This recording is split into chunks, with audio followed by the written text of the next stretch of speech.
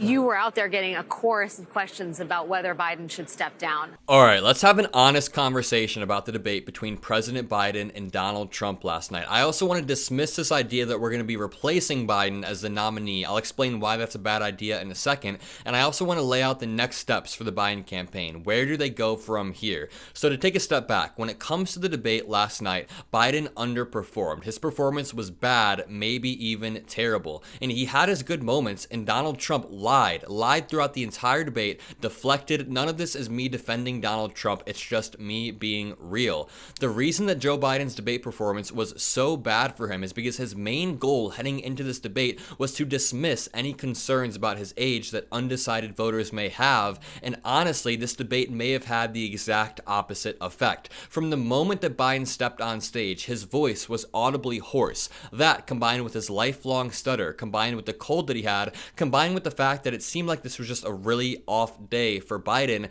made him look weaker on stage than he should have been. We all expected State of the Union Biden to show up, but this was not State of the Union Biden. And keep in mind, Donald Trump was lying throughout the entire debate. He was lying, deflecting, giving terrible answers, and we'll break that down in a second. None of this is me running defense for Donald Trump, as of course you guys know. I'm just being real about this debate performance. There were so many moments during the debate where Donald Trump clearly lied or gave a terrible answer and used extremist rhetoric, but Biden failed to capitalize on these moments in the way that he should have. When it comes to abortion, Donald Trump lied so much. He claimed that everybody wanted Roe v. Wade overturned. Of course, that is not true if you look at the polls. He claimed that women are having abortions in the 9th month or even after the baby is born. That is a massive lie. When it comes to climate change, Donald Trump didn't even give a coherent answer. When it comes to January 6th, Donald Trump deflected harder than I've ever seen anyone deflect. He pivoted like he was Michael Jordan in the 90s. So the reason that Donald Trump's lies still landed was because he lied so incredibly confidently, and Joe Biden was not able to fact check him or to pin him down or to pounce when he should have. And of course, Biden did have some good moments. He said that Trump has the morals of an alley cat. He said that Trump lost all of these court cases repeatedly. He had some good moments, but he didn't quite hammer home January 6th or this threat to democracy or even the Raffensperger phone call. There were so many little digs he could have taken at Donald Trump, and I felt like there were a lot of missed opportunities. And keep in mind, this was the first major data point of this election cycle for a lot of undecided apolitical voters, and we went into this wanting President Biden to, again, dismiss concerns about his age, but this debate did not have that effect. And the way that a lot of undecided voters engage with these debates, of course, Donald Trump lied, but these undecided voters aren't watching the debate and live fact-checking it. Honestly, they're probably missing a lot of the context, a lot of these talking points if they are apolitical. You wouldn't know about the border bill being shot down by Donald Trump if you don't follow politics pretty closely.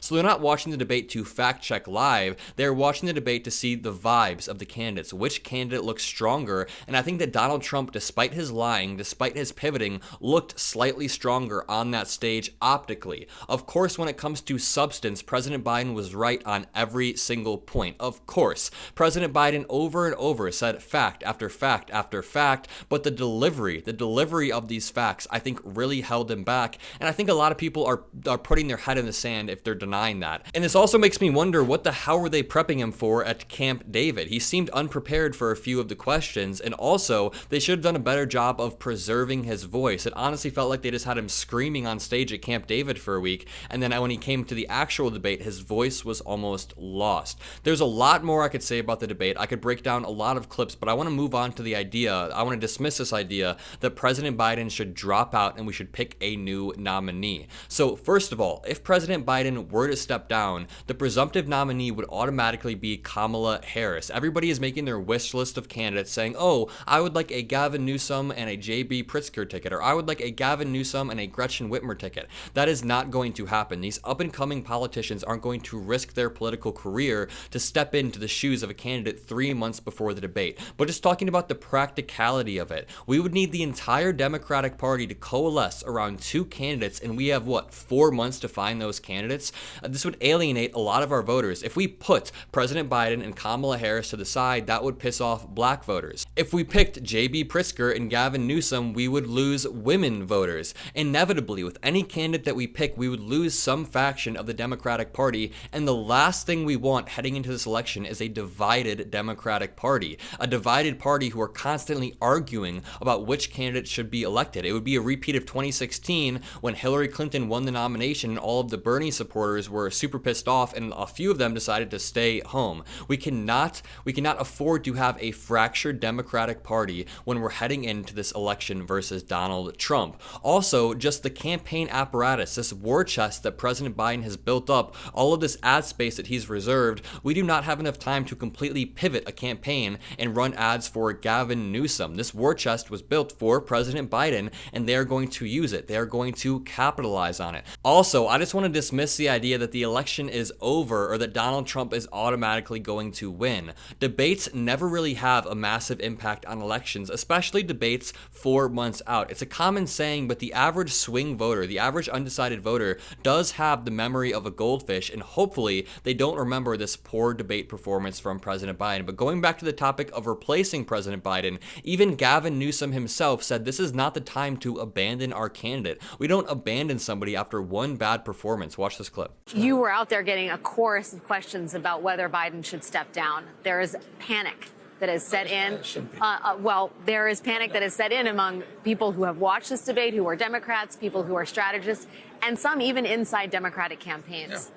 Do you think it's unfounded? Well, I think it's unhelpful, and I think it's unnecessary. We've got to go in and got to keep our heads high. And as I say, we've got to have the back of this president. You don't turn your back because of one performance. What kind of party does that? It's been a masterclass. 15.6 million jobs. That's 8 times more than the last 3 Republican presidents combined. The only thing the last 3 Republican presidents have in common is recessions. Democrats deliver. This president has delivered. We need to deliver for him at this moment. With all due respect, the more time we start having these conversations, go down these rabbit holes, it's unhelpful to our democracy, our fate and future of this country, the world. They need us right now to step up, and that's exactly what I intend to do. Gavin Newsom always does a great job of laying out the statistics and laying out the stakes of this election, and he is totally right. Now is not the time for the Democratic Party to be divided and fighting. Now is not the time for half of the Democratic Party to be talking about replacing our nominee. Now is the time to rally. Now is the time to mobilize, to vote, to donate, to door knock. Now is the time to coalesce around President Biden and VP Harris. So where should Biden go from here? What are the next steps? If he is locked in as a nominee, like I'm assuming right here, I do not think he's going to be replaced. I think the odds of him being replaced are less than 10%, and I could be wrong, but I do not think it is practical. So where do we go from here? President Biden needs to aggressively campaign and step into the lion's den as much as he possibly can. He needs to go on Fox News. He needs to be talking to popular right-wing figures and debating them, showing that he is capable. He is cognitively capable of doing this, because I do not think Joe Biden has dementia or is senile. I don't think that this should be our takeaway from the debate. Joe Biden was clearly having an off day, and if you go back to his speech 3 weeks ago in Normandy when he was doing his D-Day speech, he was completely fine. You go back to his speech maybe 2 or 3 months ago when he was doing the State of the Union, he was completely fine. This was clearly an off performance, so President Biden needs to get back on his game immediately and go on Fox News, debate the top Fox News pundits.